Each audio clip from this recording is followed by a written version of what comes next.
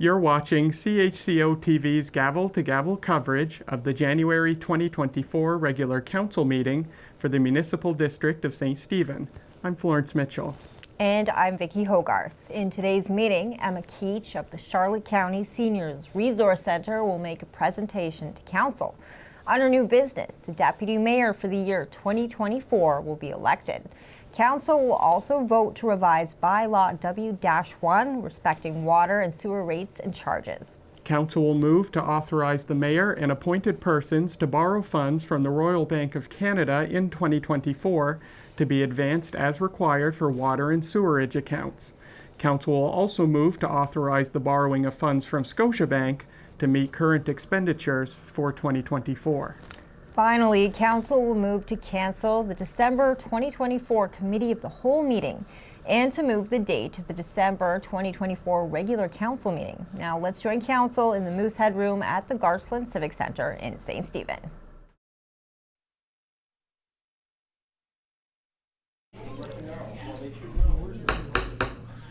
All rise.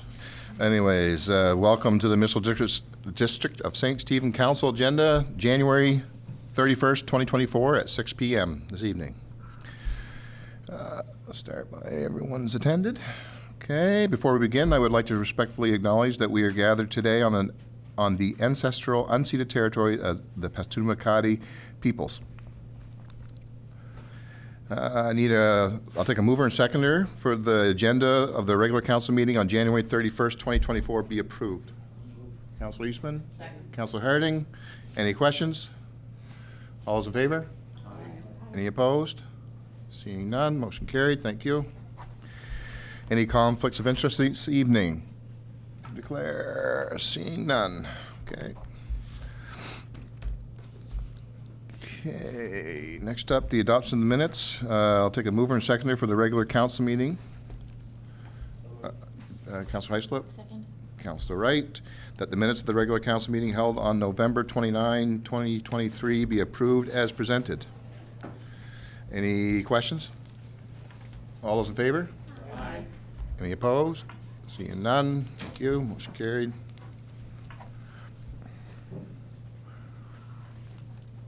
Mover and seconder for the minutes of the special council meeting held on December 4th, 2023.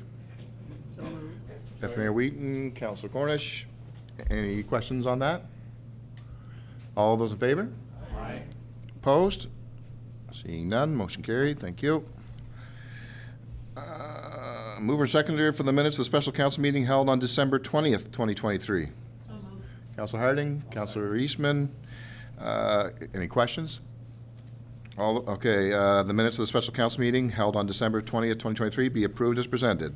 All those in favor? Aye. Any opposed? Motion carried. Thank you.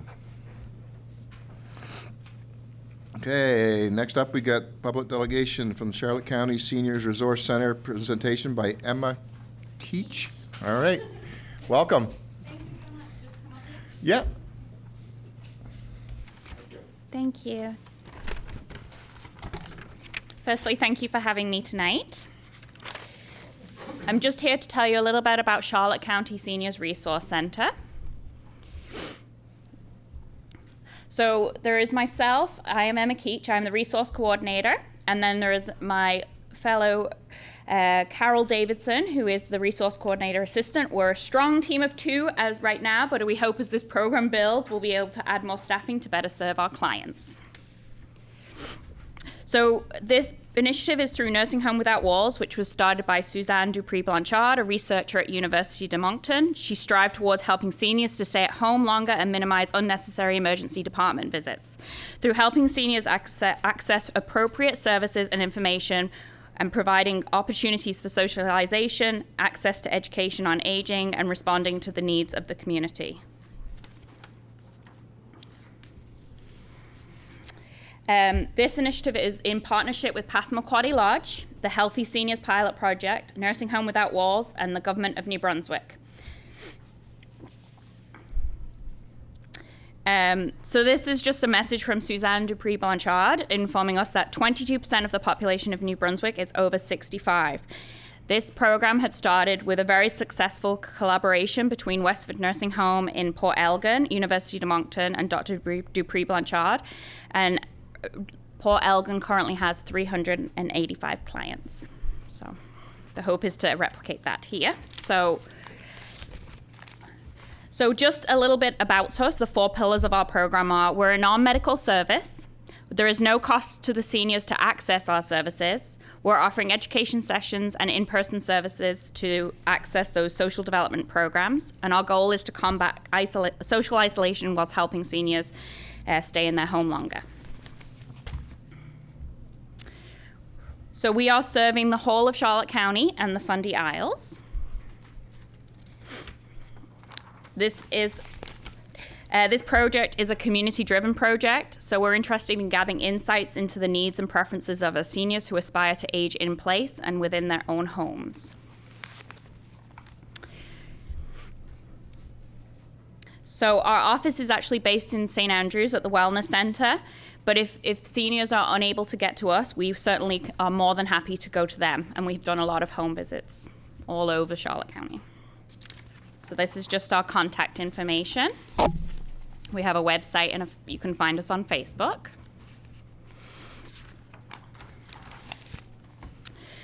So some of the programs we've been helping assist with have been the Seniors Drug Plan, the new dental program, vision programs, ostomy and continence programs, health equipment loan programs, home oxygen, hearing aids, housing and income support, home adoption, and many other programs.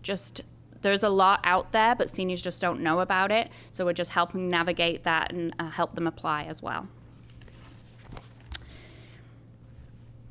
So one thing that's been very successful in other Nursing Home Without Walls programs is the Buddy program. So recruiting volunteers and pairing up volunteers with seniors to provide the socialization and a connection to their community. This can range from a cup of tea, a game of cards, and we're just there to help foster that connection.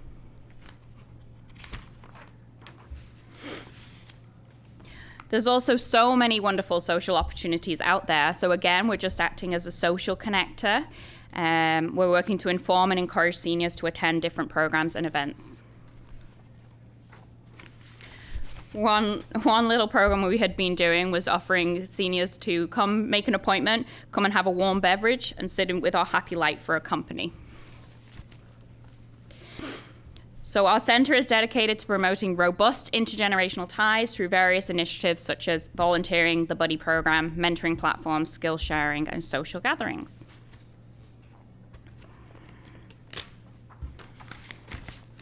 So our center will be offering a variety of educational services, including basic classes on computer and phone usage, guidance on preventing falls, teaching on health and well-being, facilitation of tax clinics, and if that means getting the senior to the tax clinic, and we'll be starting this in early spring. So we're under construction for our second year. We are looking at the transportation piece, getting seniors to where they want to go and need to go. We'll be hiring more staff to better serve Charlotte County and the Fundy Isles. And we're working with MBCC St. Andrews to create a partnership with the Personal Support Worker and Practical Nurse program to fulfill the gap of overnight assistance and student accommodation.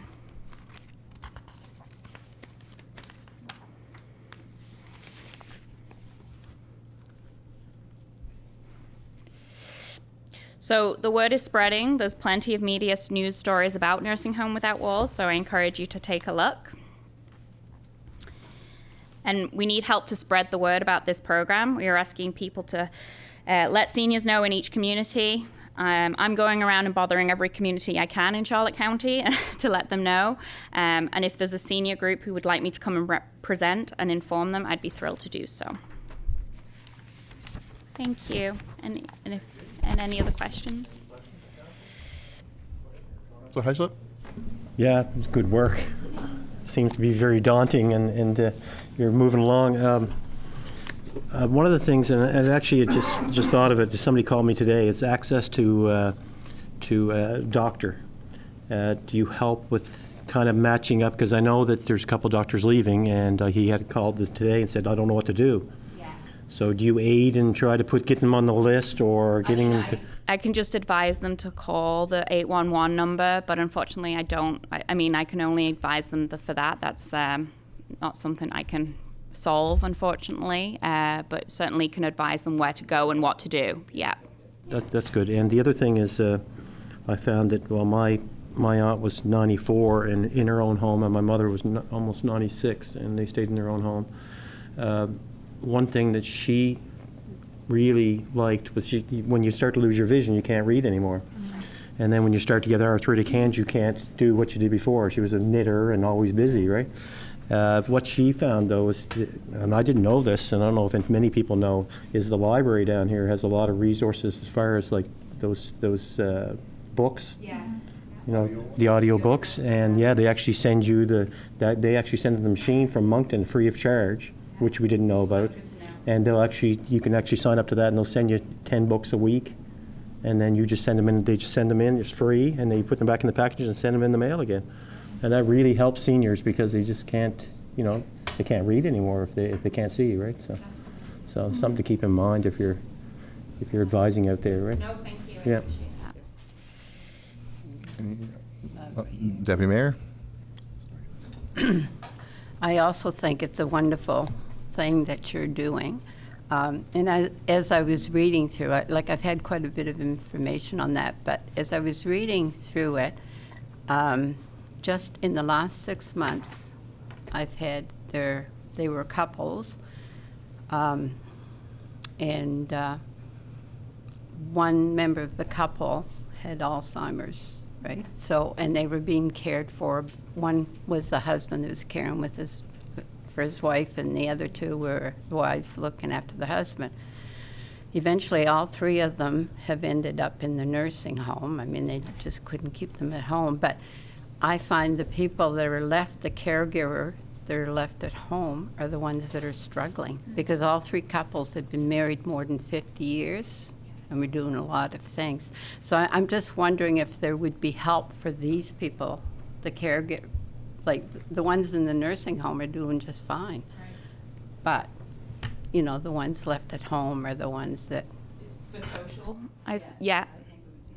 Yes. Absolutely. So we have done some social visits, and the hope is to connect that buddy program, and all our buddies go through criminal record checks and social development checks, but to bring those people together, that's something we're looking for. And of course, this is community driven, so if we see that need, that's something else we can work on towards too.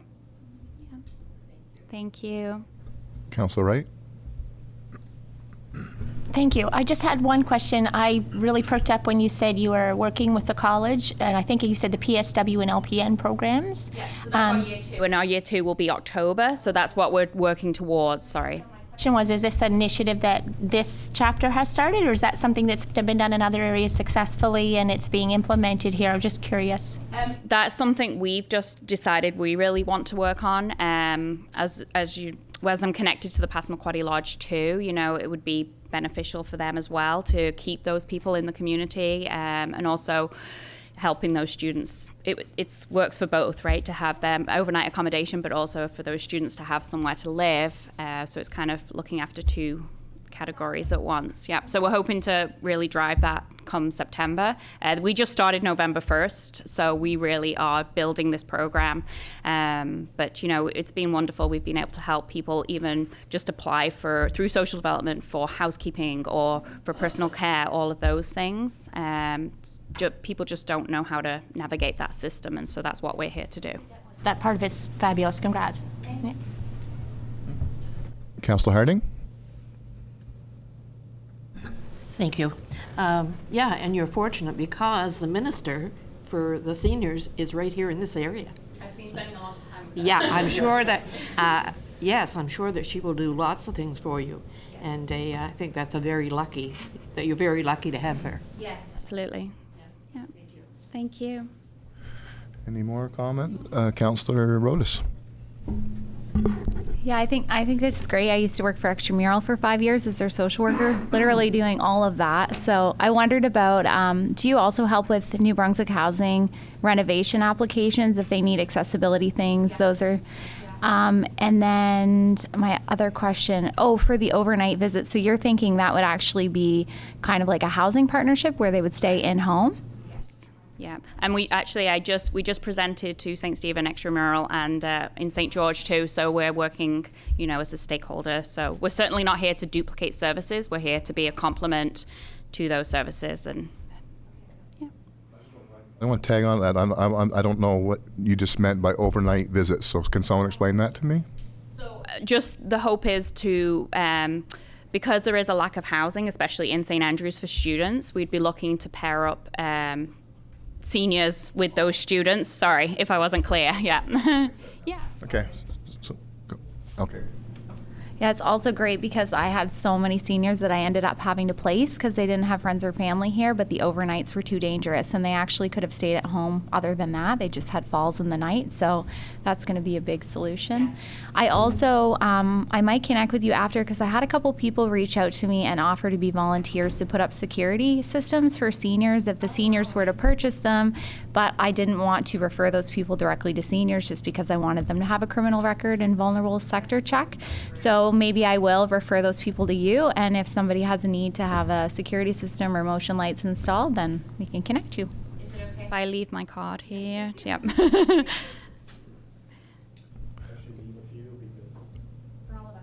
Yeah. Before we let you go, so you do the overnight thing. Now, is there, let's say, another senior? Can they team up with another senior and take up a house, so to speak? So they both sort of, because someone might be lost their loved one and they're in a huge home. Right. So is that, you kind of do that kind of thing? I mean, this is community driven, so we're just really seeing what people want to help facilitate those things. So we can grow as we know what the needs are, and we can change and adapt. So it's just a year initiative right now, but we go back for refunding in September is when we'll start. But so that's why for year 2 we're looking at those serious things like the transportation piece, the renters and the seniors together. But if that was something that came up, we could certainly look at that and explore that. Okay. All right. Thanks. Yeah, now you're out of the hot seat. You did fine. Thank you. This was all good. Good stuff. Appreciate you coming in. And we'll all do our part to try to get the word out and all our connections that we have.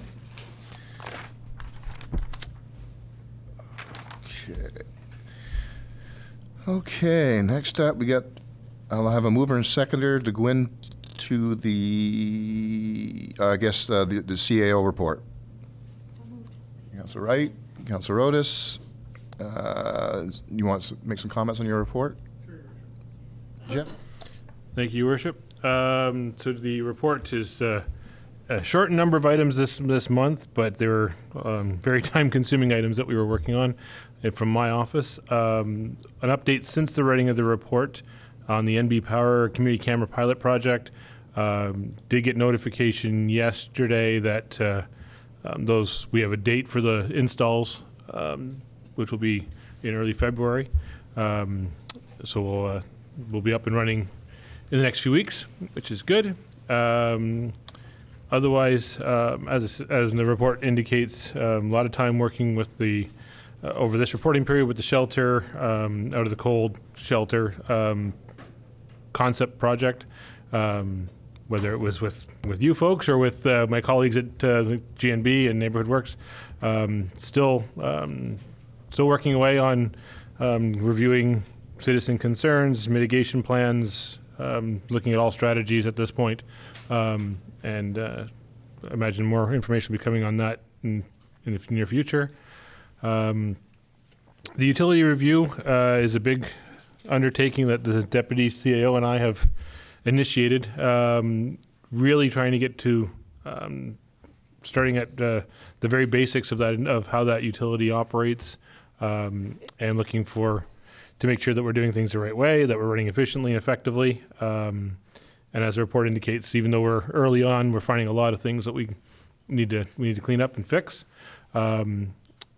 And hopefully that would be the result in not only a better situation for us in running the utility, but also better experiences for our clients as we correct some of the deficiencies that we're discovering in our systems.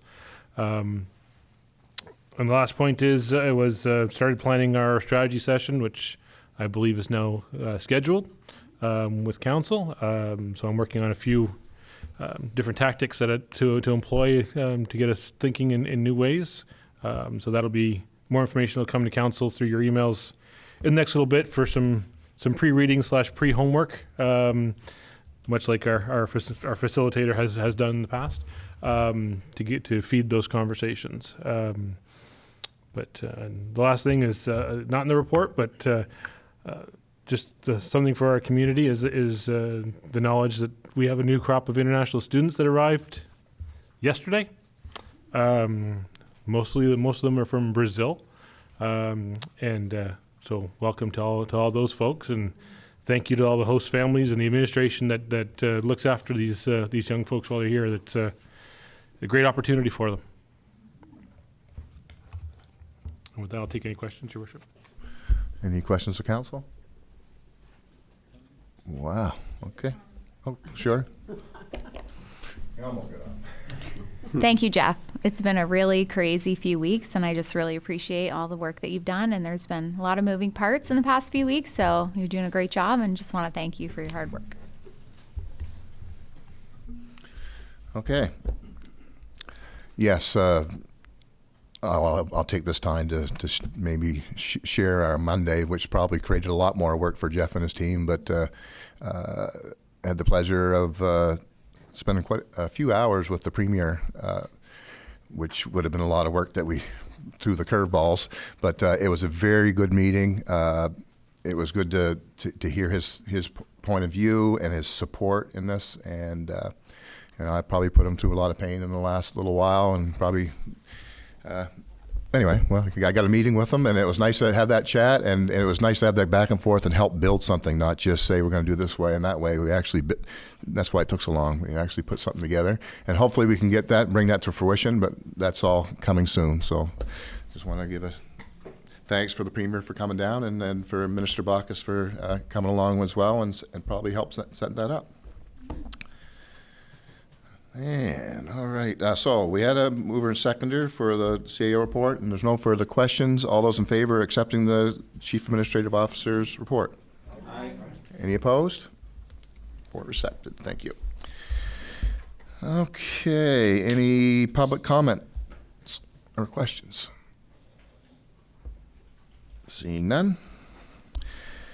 Okay. Report of the, okay, so now I'm going to need a mover and seconder for the departmental information reports. Councilor Harding, did I hear it? Councilor Heislip? Okay, we'll start with Deputy CAO, Protective Services, please. Thank you, Your Worship. Before I get into my report, I got some housekeeping here I want to do so I don't forget. As a result of a fire we had back in early January, we had to do an emergency unbudgeted cleanup to remove a dangerous situation. So that has been done, and we've been invoiced, but that will be recoverable from the province under the Dangerous and Unsightly Premises Act. So I just wanted to put that on record to keep them happy, and so that bit of housekeeping is done. So. No, I don't need anything from you. It's all done and dealt with, but I did have to notify you because I spent unbudgeted money. All right. As far as the informational report, for protective services, well, fire in particular, it goes from November 21st to December 31st, which is a bit of a longer period. You will note that there were 88 alarms in that period.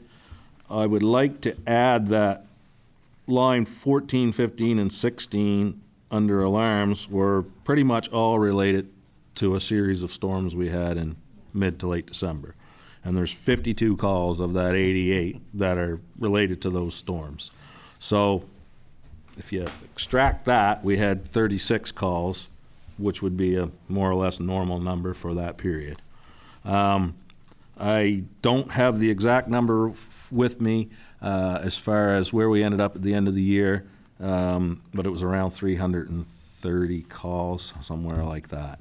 I would like to have had some statistics on numbers of calls and where they were and all of that, but because of the reporting systems and the way they work with the two fire departments coming together and the provinces playing catch-up, still playing catch-up, we were forced to duplicate reports. So for every call, I have two reports that overlap, one for response and one for mutual aid, either to or from Oak Bay.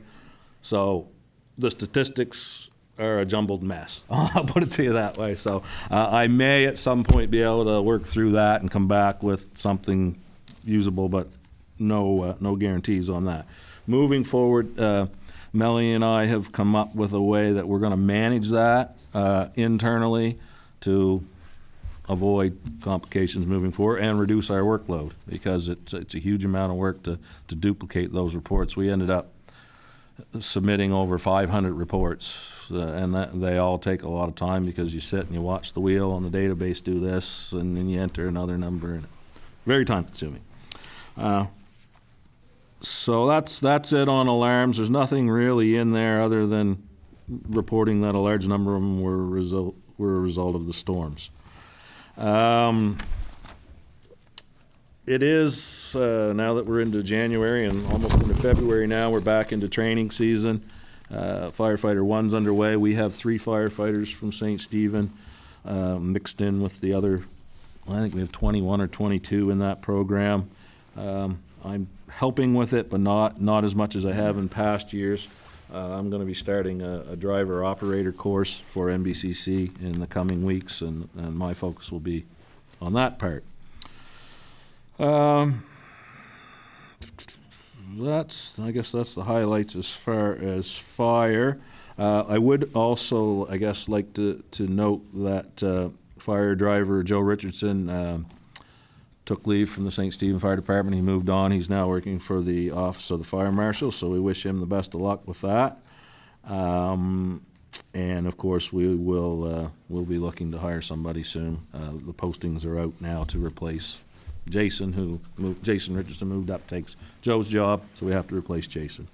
So that program's going on right now as we speak to find a replacement. Don't have a whole lot to say about bylaw or building. Typical month. We did, you'll note that we had a vehicle out here in the parking lot that had been here. That's now gone. I was able to speak to it was broke down. The lady that owned it was trying to get it fixed, and it is gone now. So we've made arrangements with her on that. And building, of course, this time of year, there's not a lot of new construction going on, but there's some ongoing projects that have been going on since summer that Manzer's working on. So that's protective services. If anybody had any questions, I'd take those before we move on to infrastructure. Councillor Greenlaw.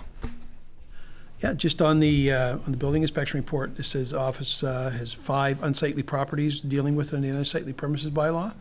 How are you making out with compliance on those? Do they seem like you're making progress with them, or? Yes, I would say we are.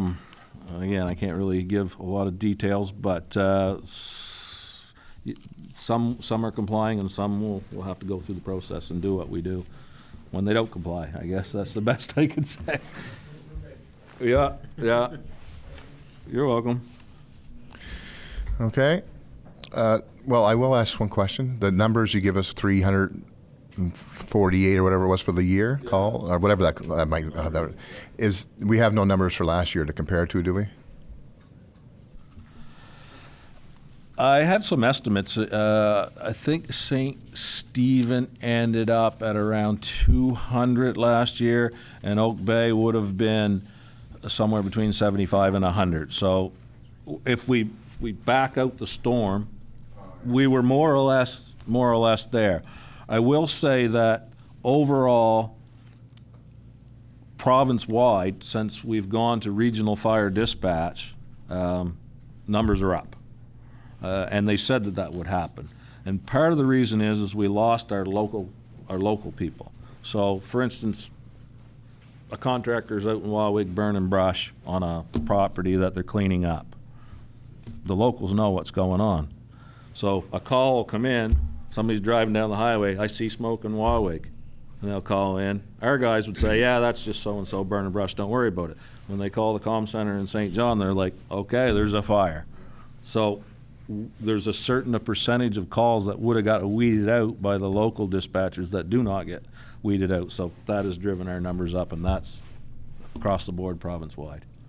So I've factored for that, but I didn't anticipate that it would be as extreme as it is. It's actually more than what I thought it would be. Well, you brought it up. What's the extra cost to us for that? Rough. It's a few $100s per call. Easy enough. Yeah. Yep. And not to mention, they're at a place they don't need to be, and that might take them away from a place they should be if it has to come up. So yeah, so hopefully they'll start making that more efficient somehow. Okay. All right. Yeah. Councilor Otis. As far as storm preparation, I'm wondering, I noticed just in chatting with people in community, there were a few incidents of carbon monoxide poisonings, I think, with generator usage. So I wondered if next time we have a storm, even if we can send out like a protective kind of prevention note about how to safely use generators and things like that, and how to prepare, around your house and keep it safe. And because I thought that was kind of interesting. I think it's the first time that we've had to use generators over and over and over again, and people aren't necessarily used to them, so might be helpful. Might be able to maybe send an alert out next time there's a storm. Yeah, so yeah. Oh, sorry, Councilor Harding. Thank you. I heard the other day, I got a call from someone who said that another municipality around here is giving out these radon kits or whatever. Do you suppose that maybe we could do that, or find out how they got them and pass them out? Or I don't know. I said I didn't know, but I'm asking you people. So I'm not sure, but unless Jeff, in your connections, brought that up in your community meetings. I know a concerned citizen had sent an email regarding the event going on in our neighboring community. So we'll take a look into it. It's who's behind it and whether we can organize something here. That's not a problem. I just wasn't aware of it until the citizen shared the information with me. So we'll follow up with it. Thank you, Councilor Harding. That's it? Okay. Okay, Your Worship. Yep. Thank you, Your Worship. I thought you were going to move on without me. All right. So for infrastructure, this report reflects November and December. So some of it is quite dated, as you understand. Listed the activities of Public Works and the utility in sections 1 through 4. Under director activities, as the CAO mentioned, we're undertaking the water utility review. I've been spending a fair bit of time with that as well. Melanie's been assisting me on my end with that. So that's a big ticket item here right now. With respect to the drawings, the drawings for Dillon, I reached out to Dillon today, and they're hoping for a mid-February tentative tender date to try and see if we can find some contractors to bid on replacing that building.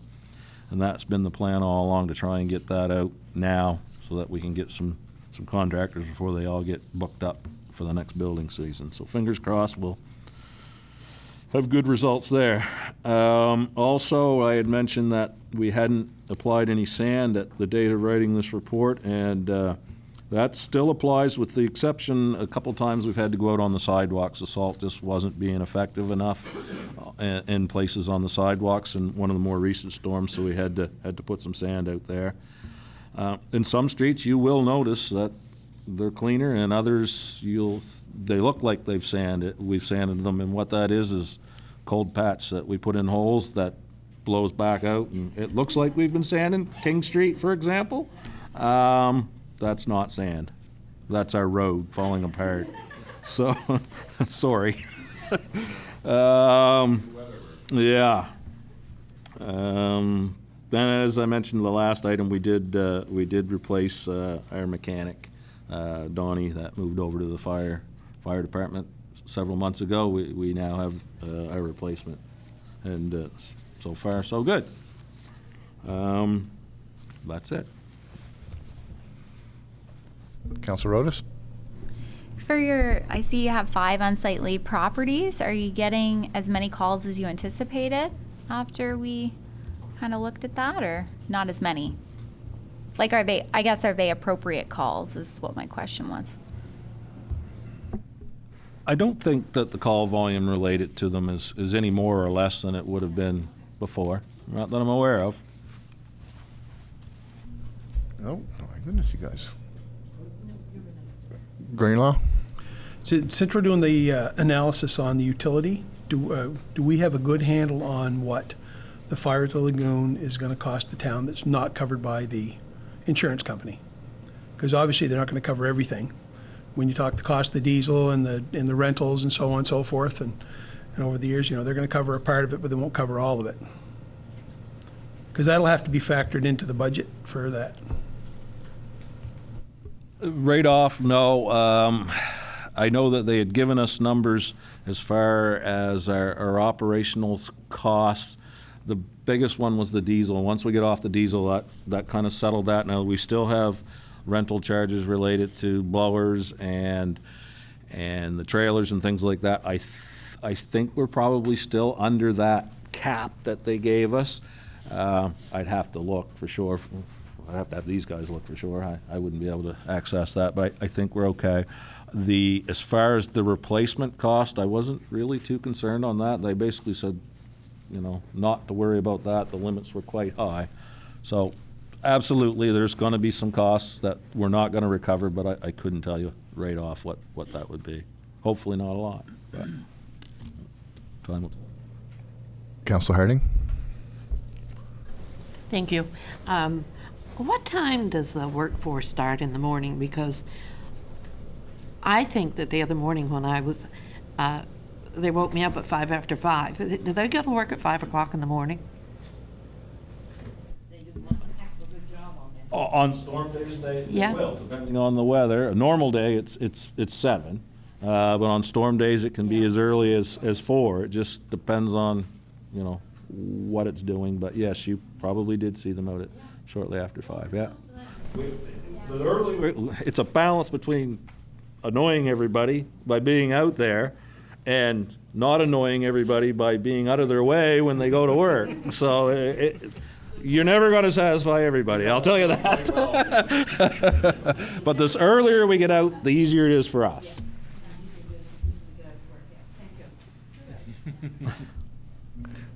Okay. Good stuff. All right, next up we got Alex. Thank you, Your Worship. So going into 2024, the work on the municipal plan for the municipal district is going to really ramp up.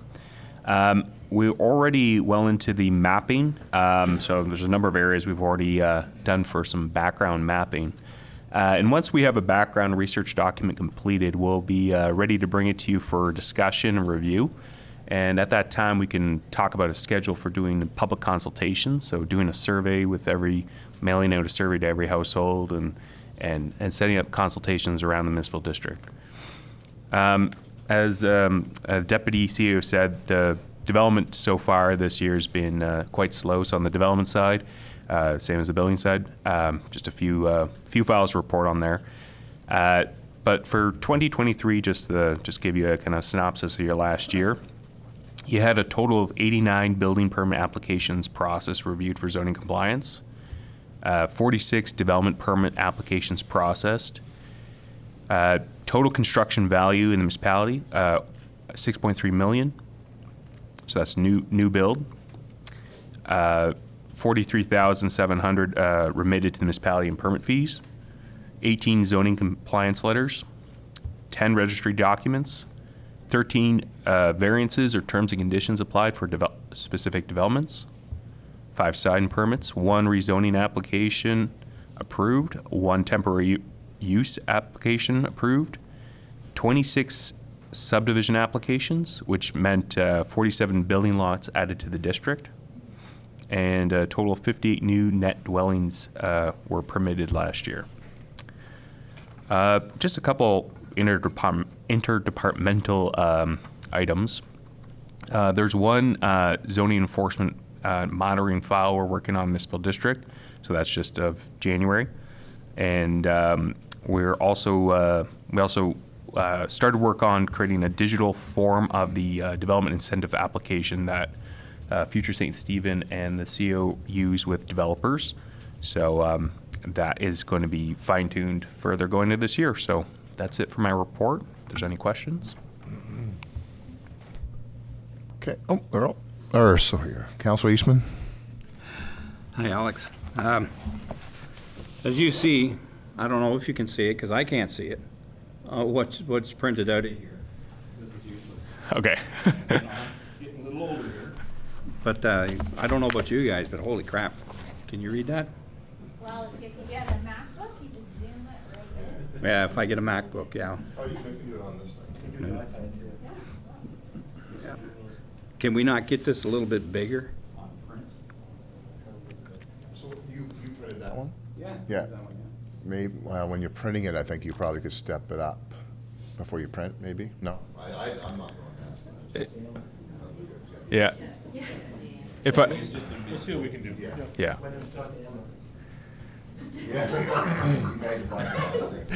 Okay. All right, no more old stuff, bro. All right. Is there any other questions or comments for the Southwest New Brunswick Service Commission? Yes. Councilor Rodas. It's actually really amazing to see everything that happened in 1 year. That's pretty awesome. $6 million. I think that's great for our municipality, and I know things are slow in the new year, but I hope it really takes off again with some affordable builds. Yeah, it definitely is, because when housing is the main contributor to the situation we're in right now, it's very positive to see that these things are opening up and coming along. So, and I thank you for all your hard work on all those stuff. Yep. You know it every day. So. From it all, and yeah, I think the spreadsheet issue we can look at addressing. Also, just say with the dwelling unit numbers, that one development was 30 new dwellings added. So all it takes is a couple developments to really get those numbers going up, and yeah, that really helps with affordability if you can just add to your housing stock. So. Thank you. All right. So next up, we got community service. Kev. Thank you, Your Worship. Straight into a busy new year with within the facility and outside in our parks and green spaces. We've been busy with the developing a pool tender for a pool liner tender, working with that with Frank from Corporate Services. So I appreciate the work. Hopefully that will go out soon and we can see what we get for that, so we're open in time for the summer. Talking of the summer, we've got a seasonal job out there. It closes on Friday if anybody's interested. I've been applying for the summer student grants, so it's going to come around very quickly. That's been keeping us busy, as well as updating signage with our new Parks Bylaw number. We're looking at potentially the farmers market is they're uncertain of their future. We're looking into seeing how that might operate if that comes under the towns or the municipalities' wings. So that's busy. I sent council on Monday the webinar, which myself and I didn't realise, but Deputy Mayor Wheaton was on there as well. So lots of information in that hour-long video. I won't ask questions, but it's well worth watching. Inside the pool and the aquatics department, I'm not sure if anybody's seen Aaron's got a new office up there. So Jeremy and his team have prepared that. We had to move Aaron up there because Celeste joined us down in the town hall. So that's been busy. Aaron has been incredibly busy with different programs and courses, not just for new staff, but research as well. And he's also got a junior lifeguard program lined up for the March break, which is getting very busy. So there's lots of positive things in our aquatics department right now, and everything is going well, good numbers, and that's where we kind of want to be, and where we've got through the rough stage through COVID, so that's good. In Jeremy, he manages the various facilities we have. Got through a couple of tough storms where we almost lost the ice in December.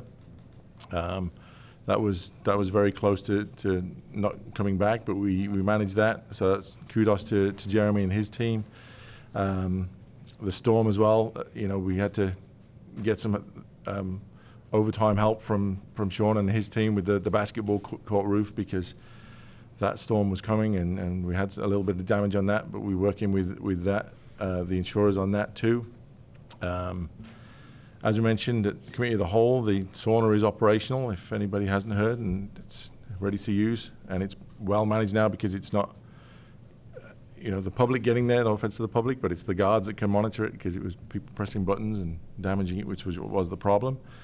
And in Michelle's area, her department, get through Christmas, and she's already planning spring, and we've got a home and rec show coming, we've got the kids carnival, we've got a circus coming, we've got grad. So it doesn't stop, and Deputy Mayor Wheaton, we're hanging out again last Tuesday in Calais, visiting our neighbours, talking international festival. So it's always ongoing. So that's the report. If there's any questions, I'll be glad to take them. Yes, Councillor Greenlaw. Yeah, just good to see that there are operational plans for potential market in the new plaza and the Oak Bay Community Hall. So glad to hear that. So you're looking at expanding? Yeah, working, because there's great volunteers out there. There's now it's our building. We have responsibilities as well, and it's just aligning with their expectations and our expectations, and we really appreciate what they do. And there's maintenance on that building, as we know, and events that are always being used, and it's a great additional if this is busy. So it is good to work with them. Revenue. Thank you. Yep. Deputy Mayor Wheaton. Well, thank you for your report, and I do realize how hard your committee seems to work. And today, I was going through all the events taking place and putting them on my calendar. People say, well, there's nothing to do in St. Stephen. Well, there's really a lot, and a lot of it is free to go to. I've attended hockey games with the kids. They were quite entertaining. I didn't have my grandchildren playing, but lots of people there. So, and also to see the recreation and home show that's going to be, that's being put on by the town, and it'll be a great event, and I hope people participate, right? So thank you very much. And the sauna's great. Councillor Rodas. I have to comment on that sauna, but 20 users a week, that's amazing. And I also think it was brilliant how you made it so that the controls were not accessible. So I'm just really happy to see that it wasn't just re-implemented and not being used, that it is being used. And so I got a lot of feedback after that particular meeting, so I'm excited it's working and working well. So thank you. Councillor Eastman.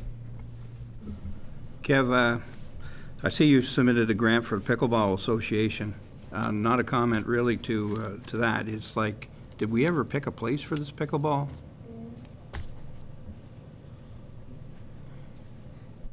That was the grant was just for equipment, but I think the resolution or the direction was that we would assist with them in funding applications and opportunities. So I saw this one and I went for it. I know that we earmarked the old skate park out at Allegiant, but nothing has been determined. So. Okay. All right. Thank you, Mr. Sumner. Community well, you did that. All right. Okay. Treasurer's report. Tim Dozier, please. Thanks, Mayor. As usual, the report's in 3 sections. The first section, staff activity since last report. Maybe just a couple comments. Of course, if you lived in town, you would have received your water and sewer bill probably last week, I believe. It went out. Number of outstanding capital projects are listed on the report in various stages of completion, from almost done to still in progress. Moving over to the statement of revenue and expenditures for the month of for the 11 months ending November 30th for the general operating fund, showing a surplus right now of a little bit over $1.6 million, about 91% through the year. For the water and sewers operating fund for the month of or for the 11 months ending November, showing a deficit right now of about $144,000. That should turn into a surplus in December when the water and sewer bills are reflected in there as well. On it. There's still a number of adjustments as well has to be done for the year end that are reflected in those statements. Finally, the check register. It's for the month of November and December. It's a large amount of a little bit over $6 million. It's got a lot of year-end transfers in it for reserves and interfund transfers included in it as well. So it's a large amount for those 2 months. And that's all I have, Mayor. When you say large amounts, is money moved around inside the same organization? It's just not spent yet. Yeah, there's at the end of the year, there's a lot of different things that have to be done, and one of the things is if you have a certain amount of owing from one fund to the other, it has to be cleared up before the end of that year. Otherwise, it shows up as an expense or revenue in those funds for that year. So that has to be done. And of course, in December, we did a lot of reserve transfers as well for various projects as well that are included in the check register.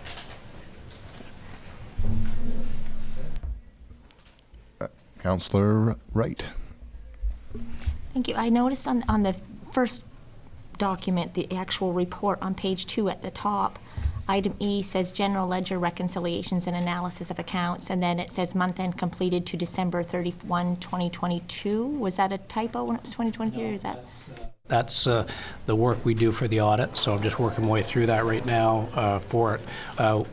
As I close off the months, you'll see those getting more closer to the end of the year on it. So. 2022 that was, okay. That's the work that was actually done in the audit. That's done to the end of 22. We're working on 2023 right now for the audit. Yeah. Okay.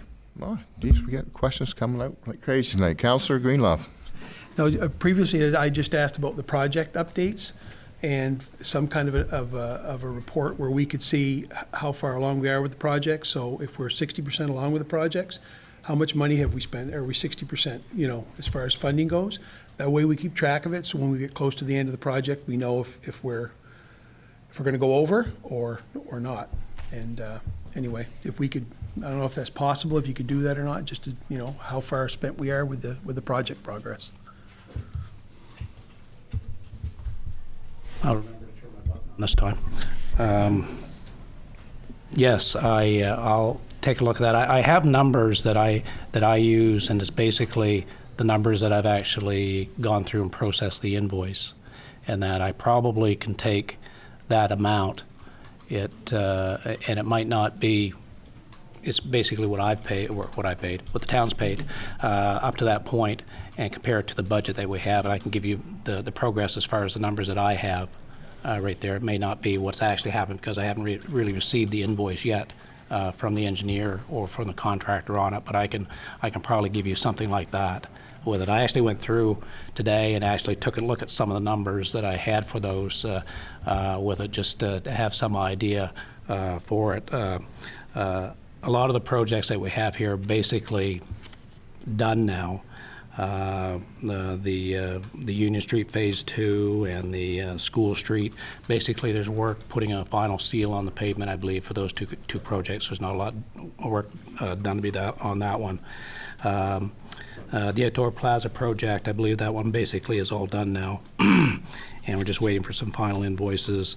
Union Street Phase 1, of course, is all done, and the next step on that one will be going to the Capital Borrowing Board, or going to the New Brunswick Municipal Finance Corporation for long-term debentures on that one as well for the fire truck, and that'll be coming up over the next couple months with it.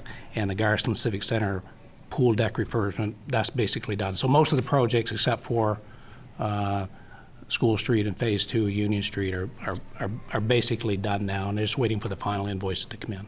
It'd be nice just to see they're 95% done and we're 90% spent, or, you know, yeah, thank you. Like I say, I could probably give you the information based on the invoices that I have. It may not be where the actual contractor is, but based on what I have anyway, if council wants that.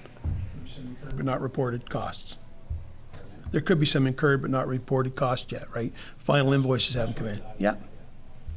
That's a good point, Tim. Does council want that? I was just going to ask a question on the question. I just wondered why we need to have that detail. I think that's why we hire a financial thing. I can see like the percentage of maybe being done to see where we are in projects, but I don't want the details of financial information. That's why we have a finance department. Then they'll bring it up if we're running over or we need to go and borrow or it's a shortfall or whatever. I mean, that comes to council anyway, so. But it's a little good to know where we are in projects. But other than that, I don't want any more detail than what percentage we're done or whatever, personally, myself. Okay, anything else anyone wants to share? So, I'm not, okay, how about this? Is it, majority of council want that information, or yes or no? Because it does take him time to put that together. No? No, no, no. No, all right. Sorry, Mr. Green. Councillor? We maybe get that percentage. It doesn't hurt to have that. But, okay. So we had a mover sector for the reports. Any more questions on all the reports? All those in favor? Aye. Opposed? Motion carried. Thank you. All right, next one up. This is always a tough one. It's the awkwardness of electing the deputy mayor. Myself personally, and from some of you I've all talked to, we thought that was done for the whole term, but needless to say, we have a procedure in place that it comes up every year. But my proposal is, if everyone's comfortable with the way it is, because I do appreciate the work that the deputy mayor has done and knowing what has been done, and I want to keep those international commitments going and stuff like that. To avoid the awkwardness, is there anyone support of just going status quo? You certainly can. Is this just a bylaw for St. Stephen, the MDSS? Yeah. Yeah, I was going to say, because everybody else is not doing this. We go ahead, Jeff. Can we change that? We can. Yeah, absolutely. Council can make a bylaw amendment to the procedural bylaw. It's largely, it was one of the bylaws that came down from the transition facilitator back in the day. I can tell you that another community who does struggle with this discussion at the meeting every year is the city of Moncton. They do a similar thing that they elected every year. I've talked to their clerk. I know their past city manager. I know the difficulty around the conversation and how to do it and things like that they struggle with as well. So if it's the desire of council, we can certainly look at amending the procedural bylaw to make it a once per term appointment. That's totally fine. Okay. Any more comments or questions on that topic? Mr. Mayor? Yeah, I think that would be good just for consistency and longevity. I mean, if we have one person who's kind of thrown themselves into the deputy mayor role, and I see from Deputy Mayor Wheaton's reports, it's jam-packed, right? So it doesn't doesn't really seem like the best process for us strategically to switch it up all the time. I'm always open to change, but I do agree that that might be a bylaw that we should amend just so we have a very consistent person the whole way through and we can actually build on the progress that we're making. So I'm down to change it. Councillor Cornish? I have actually talked to Deputy Mayor Wheaton about this also. Nothing to do with her. She's excellent. She does a great job. But when we were going through this process, when we were actually, most of us were working on the transition to the Municipal District of St. Stephen, it was discussed, and I guess fairness discussed anyway, that when we went rural and urban, urban being Ward 2, rural being Ward 1, 3, that we may have the opportunity of basically having a split of representation between mayor and associated or deputy mayor in each region. And talking to some of my colleagues, we felt that, one, that it may be good to leave the current situation for the year, but work on the bylaws for next year, that we have a representative as either mayor or deputy mayor, depending on when people get elected in the near future. But some of the readings from the rural area is that they kind of feel that urban is managing rural, and they really don't have a representative at the high end, either mayor or deputy mayor. So the bottom line is, I would like to make a proposal that I'd like to see the deputy mayor stay on for the year, but in the meantime, look at the bylaws and see what we can iron out, whether we're going to go with this, with the decision of having a mayor or deputy mayor, one or the other, in the rural and or urban areas for representation. That's all I have to say.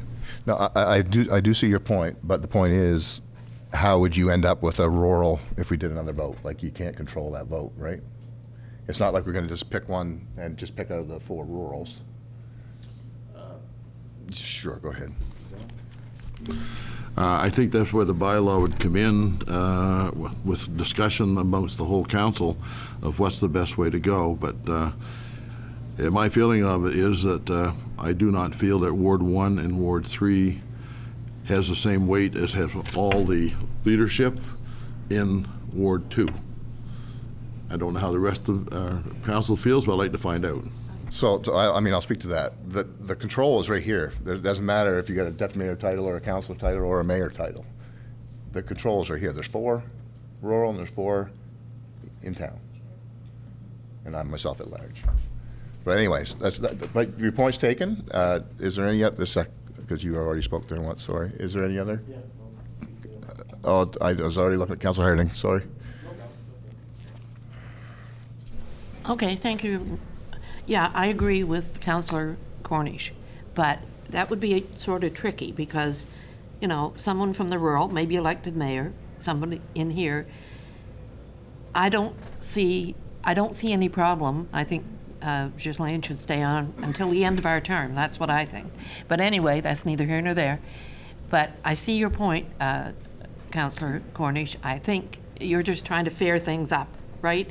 You're trying to so I don't know, could we do a bylaw for that? That would one come out of the one for and one come out of the other? I don't know how that would work. Yes. Thank you, Your Worship.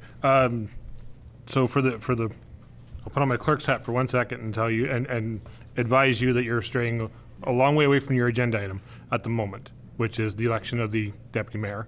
That being said, I can see probably 6 different versions of bylaw provisions to address some of the concerns Councillor Cornish put on, like, and I'm happy to present to mock them up for you and bring them to committee of the whole and let us start building, like figuring that out, and whether we want to do that, you know, set that up for the next incoming council, whether we want to set that up going forward we can have that discussion at committee of the whole. That'd be the proper venue. Just because we have to stick to our agenda for the evening. I know it's kind of related, but we've gone off on a bit of a tangent. So I would just recommend that you deal with the resolution that you have to deal with, and we'll take it under advisement that you would like to see some draft language around the deputy mayor provisions in your procedural bylaw. Yeah, no, point taken, Jeff. You're exactly right. No matter what we say here tonight, we still got to do the 1 year because that's what's on our agenda. All right, is there any more questions or comments on the 1 year? Oh, sorry, that's right. Councilor Otis.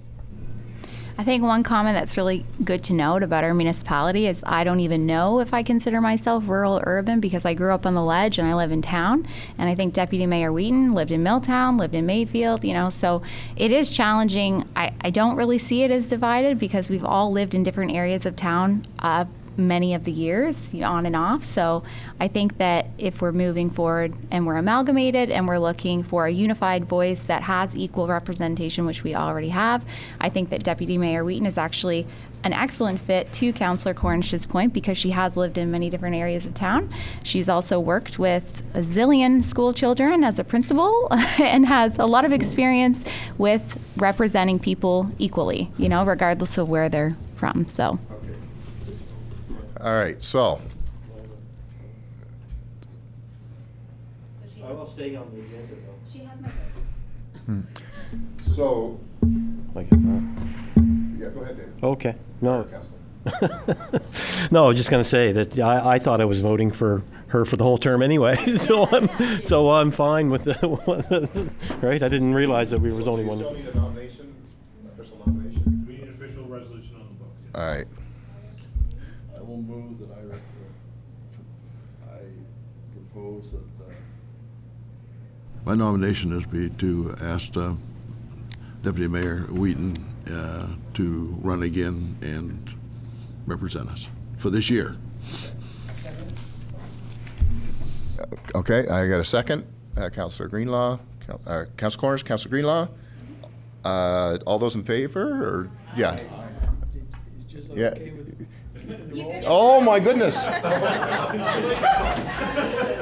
Well, Oh, you don't want the job? well, I am so sorry.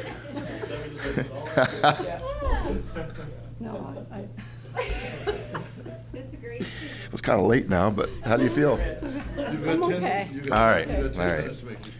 Any opposed? Do we hear a speech or no? Motion carried. No. Thank you so much. Oh my goodness, that wasn't so painful. But no, the good point's taken, Brian. I do see what you're saying. I do. Yeah. But I just don't know how you would do it. I don't know how you do it either, but it's been wrestled around for 2 years, either outside of this council and or with the government. It's something we have to look at. I agree with Jeff on the proposal. We have nothing against Jezeline or Councilor Wheaton whatsoever, nothing to do with it. It's a process and not a personal thing. So her and I have already discussed it, and like I said tonight, I made my motion, and I hope the rest of the council looks like they're in agreement. But all she's got to do now is say yay or nay. She hasn't said yet. Thank you. Because we already voted on it. So, all right. So next up, I need a mover. Thank you, Council. I need a mover and seconder for the revised Schedule A, Bylaw W-1, Bylaw respecting water and sewer rates and charges. Mover and seconder, please. Councilor Harding. Councilor Greenlaw. That the revised Schedule A of the bylaw number W-1 be amended by replacing said revised Schedule A in its entirety with the revised Schedule A as presented in the report. I got to read that. I'll go ahead. Yeah, please, yeah. Thank you. We don't need to read it in its entirety. You just have to approve it, this one. So what we're doing here, what we're proposing here, is it's a change to the section regarding interest rates. And you'll see it on your sheet there. And basically, we are giving council the right to waive interest charges that are on utility accounts where deemed appropriate. One of the things, as we've been dealing with a utility review and some of the things we've been trying to fix, relates to the ability to make payment plans and things like that to recover outstanding accounts, and the ability for us to negotiate a deal, a payment plan where some of the interest is forgiven in exchange for a payment program. When we had legal take a look at it, One of the things they noted was that we hadn't given ourselves the ability within our own bylaws to do that forgiveness as part of the negotiations. So they strongly recommended that we add that language. And then the second line of the change there would be council's ability to delegate that authority to a designated municipal officer, which you can. It's good to have in the bylaw because it gives you the authority to do it if you want to. But if you don't, the authority rests here, which means that every one of these that involves forgiveness, we'd have to bring to council for a sign off if it wasn't delegated. So it'd be up to council whether they chose to do that delegation and the terms of that delegation. It could be ones under a certain value. We're not going to worry about the ones that have a value over a certain number we want to see. I mean, that'd be up to you folks. But the key here is that we need to do this change in order to provide ourselves the tools we need in our tool belt to deal with some of our outstanding accounts that are out there right now. So this is the fix we're looking at. Fortunately, the way our bylaw is written, this particular schedule can be amended only with just a resolution of council. So just assume we don't have to do this 3 times. It's not a bylaw amendment. It's just we can do it by one resolution. So it's there for your consideration. Thank you. Okay. Councilor Heislop?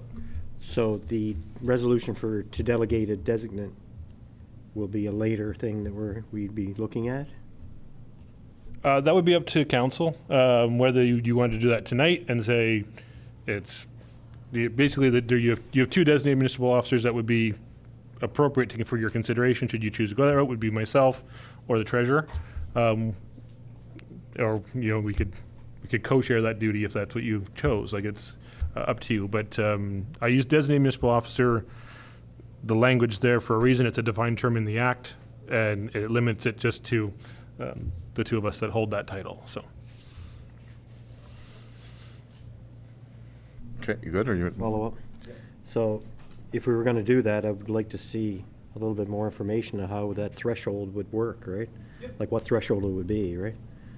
Like I can't see waiving smaller amounts, but I mean larger amounts that's been owed for years or something like that you're trying to negotiate. I can see those, but I would have to take your lead or the treasurer's or Mr. Tozer's lead on what would be appropriate on those, and because I wouldn't have any idea what would be appropriate on that. Mm-hmm. Yeah, absolutely. I have some thresholds in mind. I didn't want to presume that council was going to go down that road by trying to lump it all into one report and say do all of this. First, I wanted to make sure that you're comfortable with creating the bylaw changes that we are talking about. Then we can file a separate report along with, again, with concepts of here's the thresholds we're proposing, and you can adjust those if you see fit. But we'll be doing something similar. You'll see with in the near future with bad debt write-offs and things like that, where some things definitely need to come to you. Some things you may decide to put to staff level. Some things might be at staff level, but are required to be reported on a quarterly basis or something, so to keep you in the loop of what's going on. And I've kind of built that system with the bad debt write-off, so I'm thinking we use something very similar with the interest write-off scenario. So we'll be able to bring that quite quickly, actually, if you approve this resolution. Any more questions, council? No, so we're kind of looking at the 2 of you, which is good because you both work for council too as well. So at first, for our staff members, so a little bit of comfort in that. All right. I had the mover, I had seconder. Revised Schedule A, the bylaw number W-1 be amended by replacing revised bylaw A as entirety. Revised Schedule A as presented in the report. All those in favor? Aye. Any opposed? Motion carried. Thank you, guys. We'll work on that. All right, mover and seconder for the Royal Bank of Canada Borrowing Authority, CS 060-2024. The mover has to read it. Second, is that Councilor Wright? So Councilor Heislop and Councilor Harding? Okay. Oh, yeah. All right, proposed resolution, be it resolved that The mayor or such other person as the council appoints shall jointly with the treasurer be hereby authorized to, on behalf of the Municipal District of St. Stephen, the corporation, in brackets, to borrow from the Royal Bank of Canada during the year ending December 31st, 2024, the sum of $1,437,187, and here it is all written out for me. I didn't even have to do that. Sorry. To be advanced in such amounts as may be required from time to time. For water and sewerage accounts. And for water and sewerage accounts. Mayor, deputy mayor, or chief administrative officer, together with the treasurer or assistant treasurer, shall be appointed by council of the Municipal District of St. Stephen on all amounts to $5,000. The mayor and deputy mayor, together with the treasurer and assistant treasurer, shall be appointed by the council of the Municipal District of St. Stephen on all amounts greater than $5,000. That the said sum of $1,437,000 and $187, so to be borrowed shall be repaid on or before the 31st day of December next. And the promissory note or notes of the corporation, if any, given, therefore, if made payable before the said 31st day of December, may be renewed by the said mayor and treasurer from time to time, oh my goodness, sorry. But no renewal shall fall due later than the 31st day of December next. All right, that was terrible, sorry. All right, anyway, you read it. All those in favor? Aye. Any opposed? Motion carried. Oh dear. Here we go. Yeah. Mover and seconder for the Scotia Bank Borrowing Authority, CS 061-2024. Councilor Rodas. Second. Deputy Mayor Wheaton. Be it resolved that the mayor or such other person in the council, as the council appoints, shall jointly with the treasurer or assistant treasurer be hereby authorized on behalf of the Municipal District of St. Stephen, the corporation in brackets, to borrow from the Scotia Bank, the bank, from time to time by way of overdraft, a sum or sums not exceeding at any one time $537,743 to meet current expenditures of the corporation of the year 2024. The mayor, deputy mayor, or chief administrative officer, together with the treasurer or assistant treasurer, shall be appointed by the council of the Municipal District of St. Stephen on all amounts to $5,000. The mayor and deputy mayor, together with the treasurer or assistant treasurer, shall be appointed by the council of the Municipal District of St. Stephen on all amounts greater than $5,000.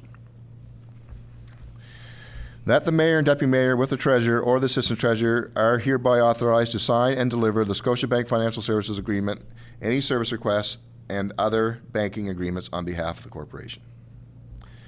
That the treasurer or the assistant treasurer are hereby authorized to directed to furnish to the bank at the time of each borrowing and at such other times as the bank may from time to time request a statement showing the nature and the amount of the estimated revenues of the current year not yet collected, or when the estimates for the year have not been adopted, a statement showing the nature and the amount of the estimated revenues of the corporation as set forth in the estimates adopted by the next preceding year, and also showing the total amounts borrowed in the current year and in the preceding year that have not been repaid.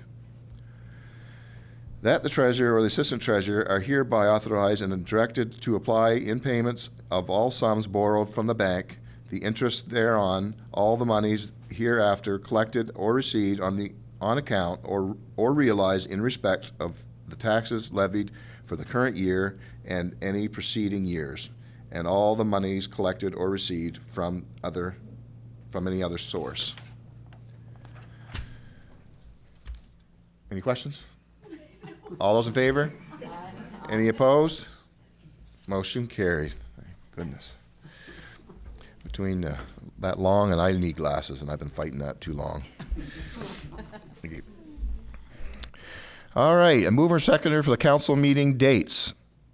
that the council only hold one meeting per month for the month of December 2024, being regular council meeting on Wednesday, December 18th, subject to any special meetings that may otherwise be deemed necessary at the time, thereby canceling the committee of the whole meeting date of December 11th and the regular council date of December 25th, and confirm all other meeting dates otherwise listed in the report.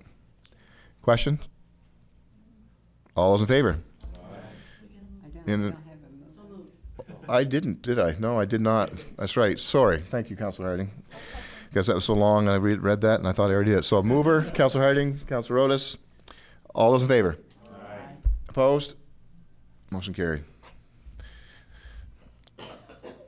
Okay, next up, I need a mover and seconder for the correspondence. Let's see, we got the following correspondence be acknowledged and received. So I'll take a mover and seconder for the Carol Baker Annual Terry Fox Marathon of Hope donation request and the Anglophone South District Inspire Award sponsorship request. Councillor Greenlaw, Councillor Cornish. Question? Go, Councillor or Deputy Mayor Wheaton. Both of them are both of them are requesting donation that I think we should look at, and we should definitely make donation. One of them is Carol Baker, that's the Terry Fox, and we might not forget where she's at. She won't let us forget. No, but she does a wonderful job. Say it, but go ahead. Community service. The St. Stephen Education Center, the Inspired Award, and it's a wonderful award that they have for the community. So,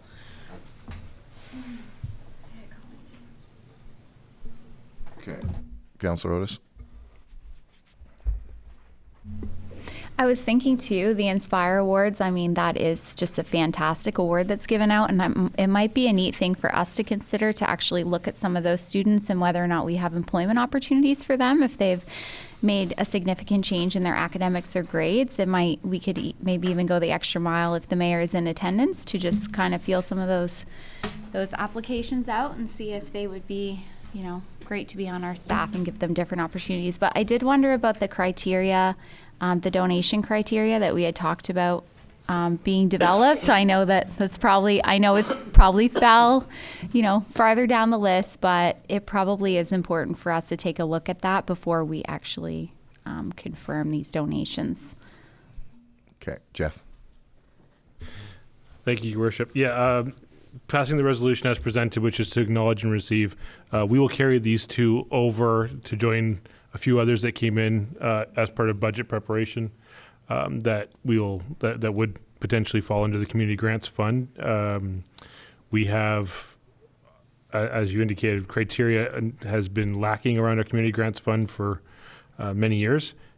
There is a draft state Community Grants Fund policy that I've been still working on.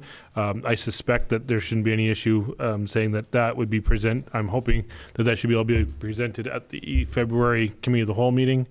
And then with any luck, if that's acceptable to the committee, that policy could go to council along with the grant applications and recommendations based on that criteria at the February council meeting. So that's my intended timeline for these types of matters right now.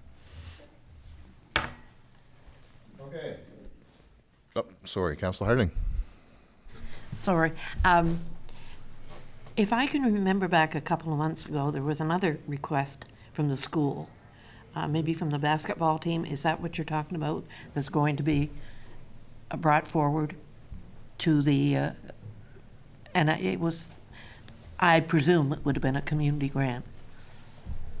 I have 6 or 8 of them in my folder. I know that one's one that Mr. Sumner had received at one point.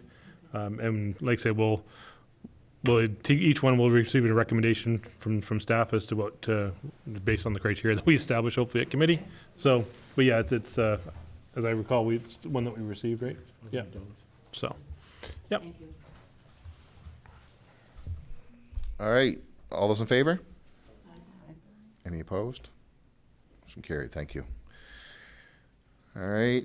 Mover and seconder to accept the council reports. So moved. Councilor Wright, Councilor Heislip, that the council reports be acknowledged and received. All those in favor? Any opposed? Motion carried. Thank you. And motion to close meeting pursuant to the section 68, bracket 1, the Local Governments Act. The council moved to a closed session for the purpose of discussing a negotiating agreement, financial matter, and a negotiation agreement. All those in favor? Aye. Any opposed? Motion carried. We're now moving into close.